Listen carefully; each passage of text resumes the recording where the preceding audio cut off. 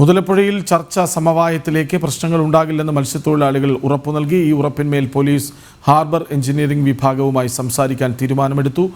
രാവിലെ മത്സ്യത്തൊഴിലാളികൾ തുടർ സമര പരിപാടികൾ ചർച്ച ചെയ്യാൻ യോഗം ചേർന്നിരുന്നു. വിവരങ്ങളുമായി അഖിൽ പാലോട്ടുമഠം ഒപ്പം ചേരുന്നു. അഖിൽ, എങ്ങനെ ഈ വിഷയം സമവായത്തിലേക്ക് പോകുന്നു?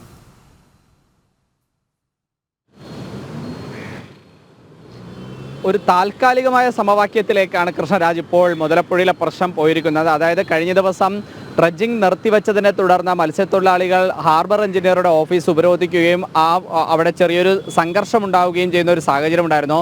ഈ പശ്ചാത്തലത്തിലാണ് ഇന്ന് രാവിലെ ഒരു മുന്നറിയിപ്പും ഇല്ലാതെ തന്നെ ഈ ഡ്രഡ്ജിംഗ് നിർത്തിവെക്കാൻ വേണ്ടി ഹാർബർ എഞ്ചിനീയറിംഗ് വകുപ്പ് ഒരു നിർദ്ദേശം നൽകുന്നത്. തുടർന്നാണ് ആ മത്സ്യത്തൊഴിലാളികളുടെ ഒരു പ്രതിഷേധം ഉണ്ടാകുന്ന ഒരു സാഹചര്യം ഉണ്ടായിരുന്നത്. പിന്നീട് അടിയന്തരമായി സമരസമിതിയും മത്സ്യത്തൊഴിലാളികളും യോഗം ചേർന്നാണ് തുടർ സമര പരിപാടികൾ ആലോചിച്ചത്. അതിൻ്റെ പശ്ചാത്തലത്തിലാണ് ഇന്നലെ ഉണ്ടായ സമവായം.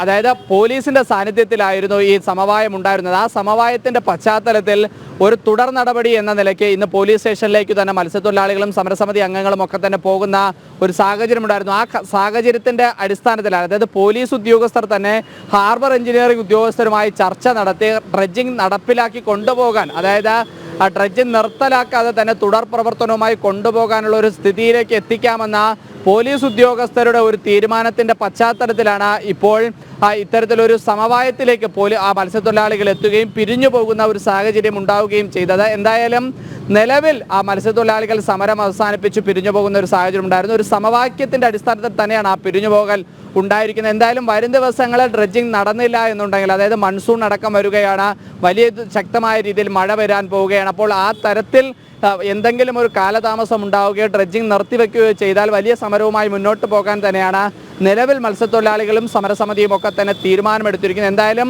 ഇന്ന് രാവിലെ ഉണ്ടായ നേരിയ രീതിയിലുള്ള സംഘർഷവും അതുപോലെ തന്നെ ആ പ്രതിഷേധവുമെല്ലാം ഇപ്പോൾ കെട്ടടഞ്ഞിരിക്കുകയാണ്. ആ പ്രതിഷേധം അവസാനിപ്പിച്ച മത്സ്യത്തൊഴിലാളികൾ മടങ്ങിയിരിക്കുകയാണ്.